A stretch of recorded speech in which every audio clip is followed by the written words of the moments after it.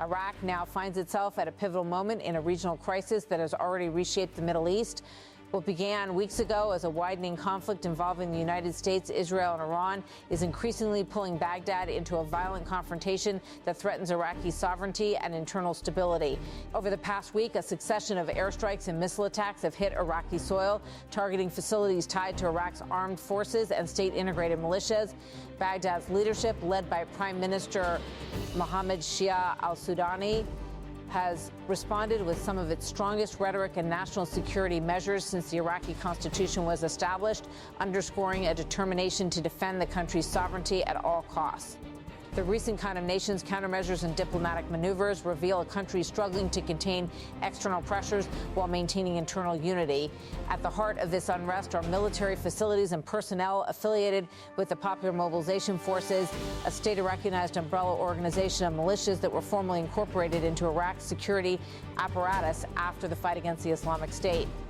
Many PMF brigades are politically and operationally aligned with Iran, a factor that has made them focal points in the broader regional conflict and recurrent targets of foreign military operations.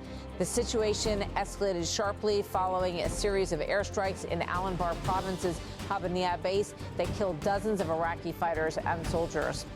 According to Iraq's defense ministry, a strike on March 24, 2026, targeting the facility's military healthcare clinic and adjacent units resulted in at least 7 Iraqi military personnel killed and 13 wounded, while a previous engagement at the same location killed around 15 members of the PMF, including senior commanders.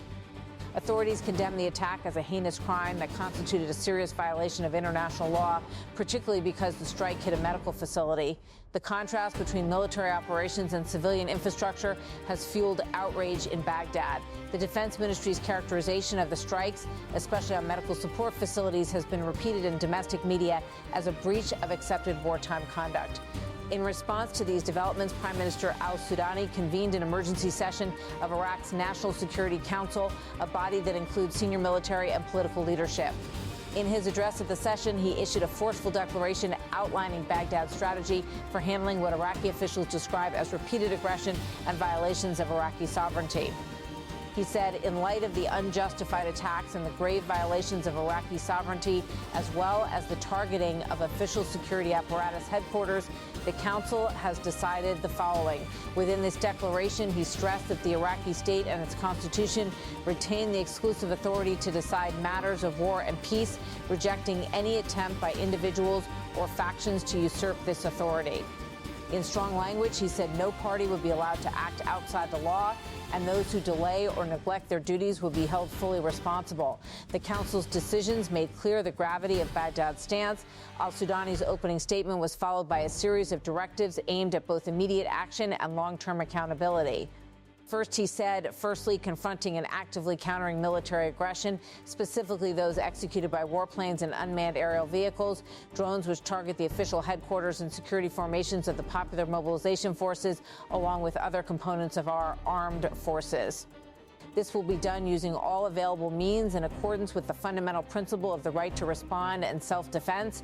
This articulation goes beyond rhetoric. It grants Iraqi security structures, particularly the PMF and regular armed forces, the authority to defend their positions using any means available under international law's concepts of self-defense. Iraq's official position is clear. Any future attack on its forces or installations will be met with proportional resistance. The authorization to respond reflects growing frustration within Baghdad at what officials see as repeated incursions and a lack of accountability from foreign militaries operating inside Iraq without full Iraqi consent. Secondly, the pursuit of those who participate in attacks against security institutions, the interests of citizens and diplomatic missions, identifying the parties to which they belong, taking the necessary legal measures and executing arrest warrants issued by the judiciary. The leadership will bear the full weight of responsibility for any delays or dereliction of duty, and it must be stressed that no individual is beyond the reach of legal enforcement. Here, the emphasis was on Iraq's internal legal framework and the need to hold individuals or groups accountable for actions that threaten state security and public order. Third, the Council mandated a diplomatic offensive. The Foreign Ministry was ordered to file a formal complaint with the United Nations Security Council over what Iraq insists are breaches of sovereignty and violations of international norms. The ministry was also instructed to summon both the United States Chargé d'Affaires and the Iranian ambassador to deliver formal protest notes regarding strikes targeting PF positions in Anbar and other areas, including attacks on Peshmerga headquarters in Iraq's semi-autonomous Kurdish region. Near Erbil, that Iraqi officials say involved ballistic missiles launched from outside the country. These escalatory steps unfold against a backdrop of wider regional violence. Iraqi and Kurdish forces have been attacked by missiles and drones amid broader hostilities between Iran and coalition forces, including the U.S. and Israel, an ongoing conflict that erupted in late February 2026 when coordinated strikes targeting Iranian infrastructure triggered a wider cascade of retaliation across the Gulf and Levant. Iran's ballistic missiles have struck several Gulf states as well as Lebanon, where fighting involving Hezbollah has displaced more than 1 million civilians. The Iraqi government's formal complaint to the UN follows several high-level diplomatic gestures across the region. International reactions have ranged from calls for restraint to condemnations of unregulated military activity that violates established sovereign borders. While Baghdad continues to emphasize the need for calm and stability, many analysts note the difficulty of maintaining neutrality amid a deeply polarized battlefield. Prime Minister al Sudani has repeatedly emphasized that Iraq's strategy is grounded in legal and constitutional rights. In statements released after the Security Council meeting, he stressed that the government and armed forces would not stand silent in the face of repeated attacks on Iraqi soil and that continued violations would only deepen instability in the region. Baghdad's measured yet assertive diplomatic moves, protesting at the United Nations and summoning foreign envoys, aim to reinforce Iraq's sovereignty while diffusing pressures that might otherwise push Iraq deeper into direct confrontation. The calculus is complicated by the PMF's dual role, legally part of the state's security forces, yet aligned with factions and regional powers that often act independently of Baghdad's strategic objectives. On the ground, the strikes have not only resulted in significant casualties, but also fueled domestic political tensions. In the Kurdish region, missile attacks allegedly linked to Iran have killed Peshmerga fighters, prompting the Kurdish government to demand that Baghdad take serious steps to curb such assaults. These internal pressures add another layer of complexity to an already fraught security landscape. In Baghdad itself, protests have erupted in the past weeks as pro-Iran groups and citizens expressed anger at the perceived U.S. presence and actions inside Iraq, further complicating the government's attempts to balance domestic opinion with foreign relations. Reports from demonstrations show confrontations near key diplomatic zones, including attempts to breach secure areas housing foreign embassies.